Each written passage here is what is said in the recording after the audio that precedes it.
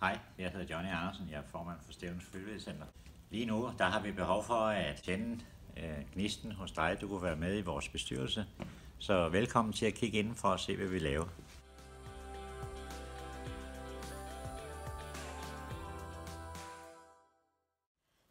Jeg hedder Lisa Hollænder.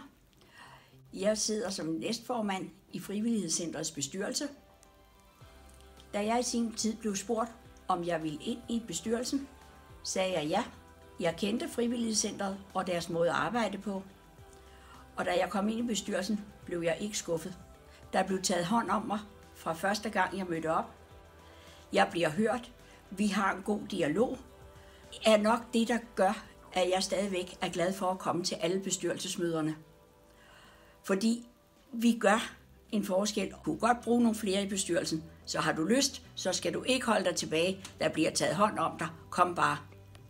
Mit navn er Inge Petersen, og jeg er med i bestyrelsen i Frivillighedscenteret for at være med til at gøre en forskel for andre og få medbestemmelse. Det er blandt andet vores nyopståede messe, eller frivillig fredag, som den også kaldes. Jeg synes, det er rigtig godt. Vi har et godt samarbejde og en fornuftig bestyrelse. Jeg hedder Lars Varm, og jeg er bestyrelsesmedlem i Stevns Frivillighedscenter. Hvis man vil have indflydelse, så må man deltage.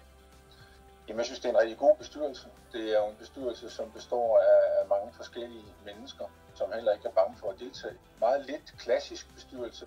Vi bruger faktisk meget lidt tid på formalia, men bruger væsentligt mere tid på at diskutere mere strategisk og fremadskuende, og hvor vil vi hen. Og, jamen, der er altid plads til flere i en bestyrelse. Så når man kommer ind i et bestyrelsesmøde, så kan man jo godt have nogle forudfattede meninger om ting, og man forlader det jo som regel en lille smule klogere, en lille smule vis. Så ja, der er altid plads til nogen, der kan bidrage med andre synspunkter og andre vinkler. Ja, nu har I jo hørt lidt på de andre bestyrelsesmedlemmer. Jeg har selv været med i 10 år og været med til at starte det Stevns Frivillighedscenter.